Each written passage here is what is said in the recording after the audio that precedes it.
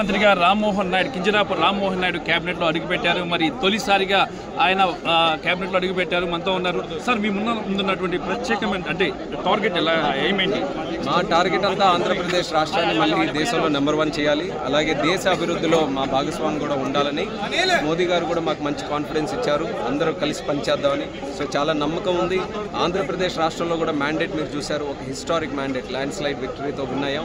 So ప్రజలు కూడా చాలా బాధ్యత మా మీద పెట్టారు. మేము ఇచ్చిన మేనిఫెస్టోని మరి 100% మేము అమలు చేయాలి. అలాగే రాష్ట్రాన్ని నెంబర్ 1గా పెట్టాలి. అది మా టార్గెట్. సునామీ లాంటి విజయం వచ్చింది ఆంధ్రప్రదేశ్లో. మరి మీ మీద బాధ్యత కూడా ఆ విధంగానే ఉంటుంది. డెఫినెట్గా సునామీ మెజారిటీ వచ్చి రాజ్యాంగాన్ని తొక్కితే ఏ రకంగా బుద్ధి చెప్పారని అటువంటి తప్పులు చేయకుండా మరి అంతఃకరణ శుద్ధితో మేము పనిచేయడానికి సిద్ధంగా. ఉత్తరాంధ్ర కోసం ప్రత్యేకంగా మీరు ఏమైనా చెప్పబోతారా? అన్ని ఉన్నాయి, ఇరిగేషన్ ప్రాజెక్ట్స్ ఉన్నాయి, ఉద్యోగాలు తీసుకొచ్చే ప్రాజెక్ట్స్ ఉన్నాయి.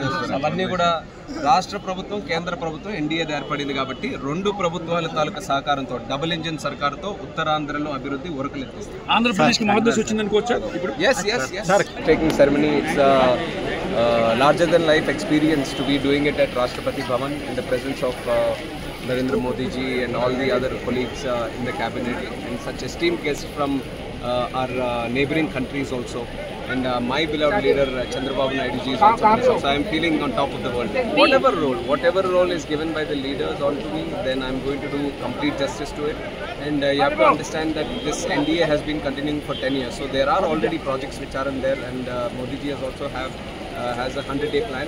So we are going to start immediately. ఇక ఇది పరిస్థితి.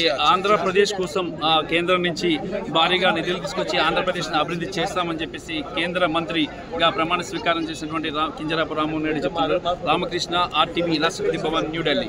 మరిన్ని వీడియోస్ కోసం ఛానల్ ని సబ్స్క్రైబ్ చేయండి. లేటెస్ట్ అప్డేట్స్ కోసం వాట్సాప్ ఛానల్ ని ఫాలో చేయండి. అండ్ లింక్ డిస్క్రిప్షన్ లో ఉంది.